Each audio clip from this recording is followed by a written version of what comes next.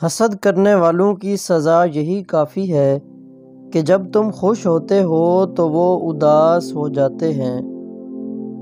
جو حصہ رب کریم کا ہے وہ روح ہے، اور جو حصہ اپنا ہے وہ عمل ہے، اور جو کیڑوں کا ہے وہ جسم ہے۔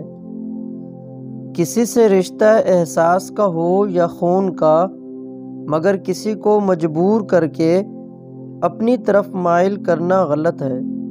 زندگی کے اندر اپنے ساتھ رہنا سیکھو۔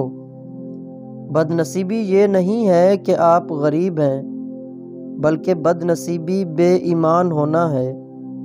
انسان کی روح کا انسانیت سے خالی ہونا برا ہے۔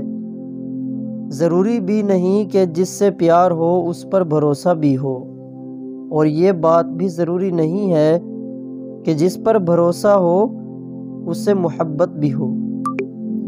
ہر جاندار کو زندگی دی جاتی ہے، مگر بامقصد زندگی صرف انسان جو اشرف المخلوقات ہے اس کو دی گئی ہے، اور وہی مقصد انسان کو باقی مخلوق سے بہتر اور الگ بناتا ہے۔ زندگی میں قدر کرنا ضرور سیکھو۔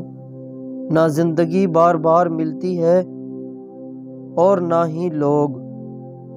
اگر زندگی میں تم نے کسی دکھی کو خوش کیا ہے تو یقین رکھو کہ تقدیر تمہارا پیچھا ضرور کرے گی، اور جیسے ہی اس کو موقع ملا وہ تمہیں اس کا بدلہ ضرور دے گی۔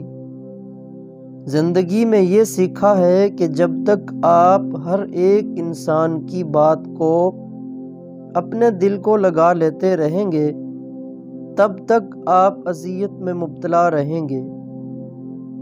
کبھی بھی کسی انسان کو اپنا سکون چھیننے کا اختیار نہ دینا۔